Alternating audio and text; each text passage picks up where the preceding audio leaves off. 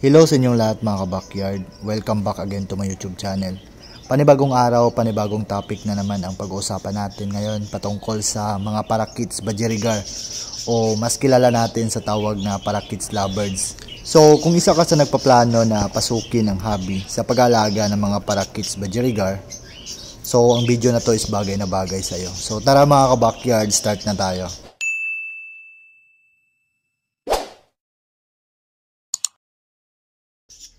So, mga dapat nating malaman, ihanda para mag-successful ang pag-alaga sa ating mga parakeets budgerigar na gustong alagaan. So, yan ang ating alamin ngayon mga ka-backyard para kung once iisip ka na pasukin ang pag-alaga ng parakeets budgerigar, so hindi ka na mahirapan dahil mayroon kang idea na pwede mong mapagkunan na mag-success ang pag-alaga mo sa kanila. So una mga ka-backyard, ang dapat mong gawin pag once nag-start ka sa pag-alaga ng parakeets budgerigar is yung cage nila o kulungan.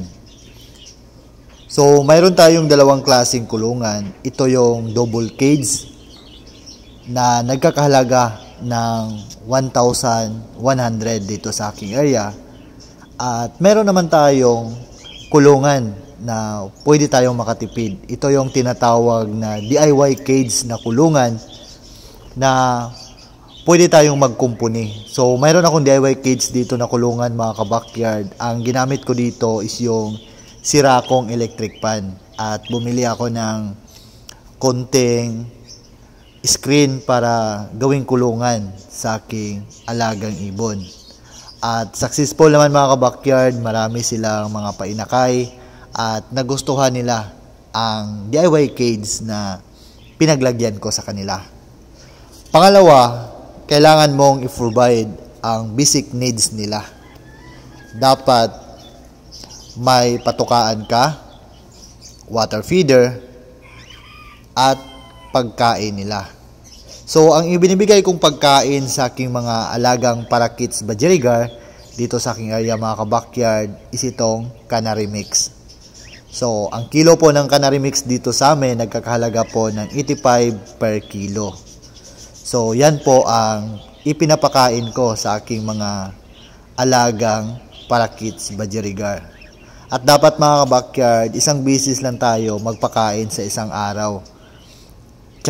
Tansyahin lang natin na sapat ang pagkain na ibinibigay natin sa ating mga alagang parakeets para maiwasan natin yung pagkakaroon nila ng sapula o yung egg binding sa mga female natin na parakeets budgerigar. At kung mayroon naman mga painakay ang inyong mga alagang parakeets budgerigar, so nagadepende po sa dami ng inakay ang ibibigay nyong patuka sa kanila. Ang importante, huwag silang maubusan ng patuka para malusog ang kanilang mga painakay.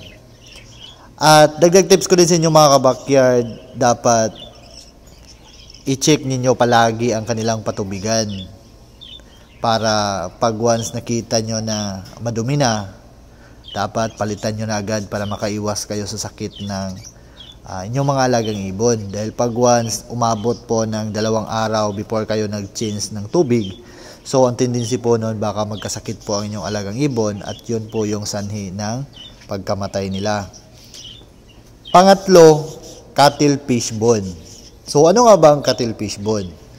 So, ang cuttlefish bone mga ka-backyard, nagsisilbi itong food supplement sa kanila para tumibay ang shell ng kanilang itlog at may mapagkukunan sila na source of calcium habang nasa loob sila ng kulungan. Lalong-lalo na sa mga isinasalang nating breeders, so kailangan talaga nating maglagay ng cuttlefish bone dahil yun po yung source of calcium ng ating ibon na isinasalang for breeding. Pang-apat, nest box. So, ang nakikita nyo ngayon mga ka-backyard, yan po yung ginagamit kong nest box sa aking mga alagang parakeets budgerigar. Huwag po kayong maglagay ng malaking nest box sa kanila dahil ang tendency po nun, baka mamatay ang kanilang inakay. So, pag naglagay kayo ng nest box mga ka-backyard, yung hinahawakan ko, So, ganyan po kalaki ang nest box na dapat ilagay ninyo. So, ang size po niyan is nasa 6x10. So, pang para kids po talaga yung nest box na yan mga ka-backyard. So, yan po yung magandang gamitin ninyo para mag-successful ang pagparami ninyo ng inyong mga alagang para kids budgerigar. Panglima mga ka-backyard at pinaka-importante sa kanila is yung dapuan. So, bakit nga ba importante ang dapuan sa ating mga alagang para kids budgerigar? So, dyan po sila nag-start na mag-mating o mag-breed para magparami. So, kailangan po talaga natin maglagay ng dapuan para makapag-breed agad sila at magkakaroon ng itlog sa loob ng nest box. So, pumunta na tayo sa para kids na alaga natin. So, kung mag-breed ka, nandun na tayo sa kumplito mong accessories. Una, yung cage, patukaan, water feeder, cattle fishbone, nest box, at yung dapuan.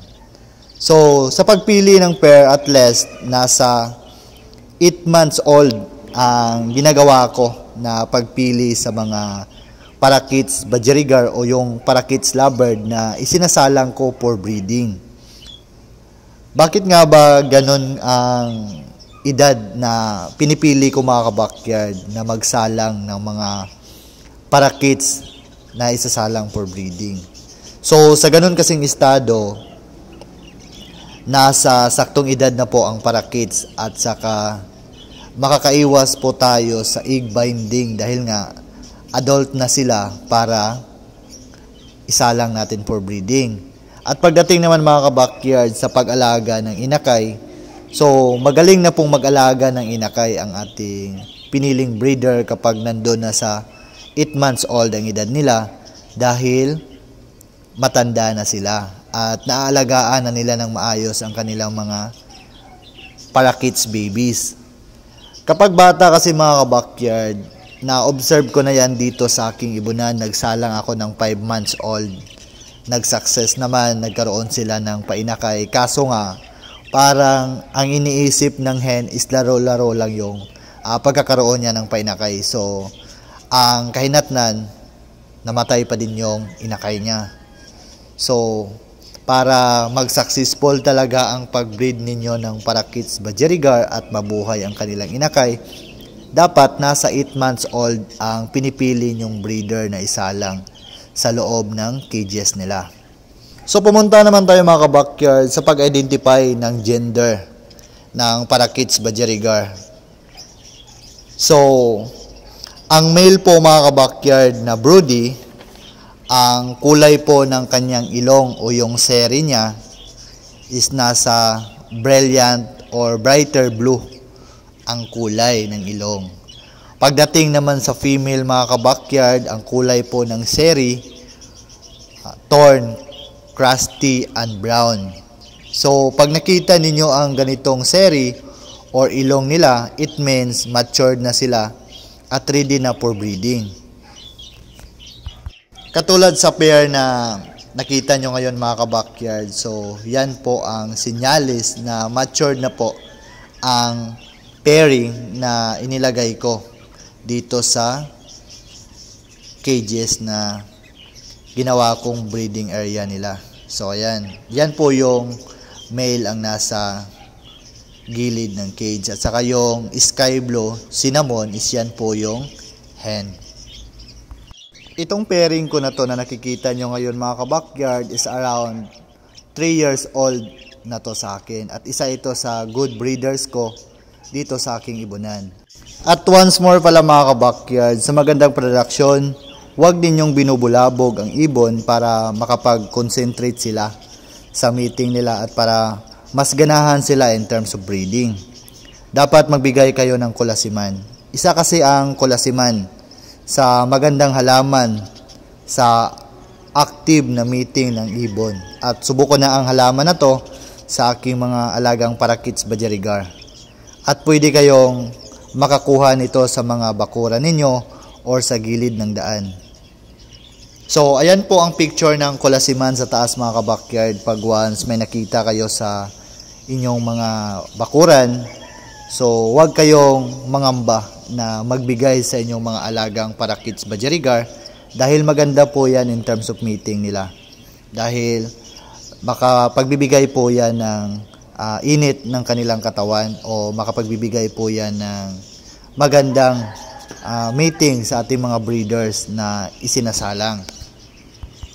So, dito na magtatapos ang video natin mga ka-backyard. Kung meron kayong mga katanungan, just comment below. At paki-like and share na din mga ka-backyard, paki-subscribe sa aking YouTube channel para makagawa pa ako ng maraming videos patungkol sa mga alaga kong ibon na inalagaan dito sa aking munting backyard. So, God bless po sa ating lahat mga ka-backyard. Happy bird keeping po sa atin. Mag-ingat po tayo palagi.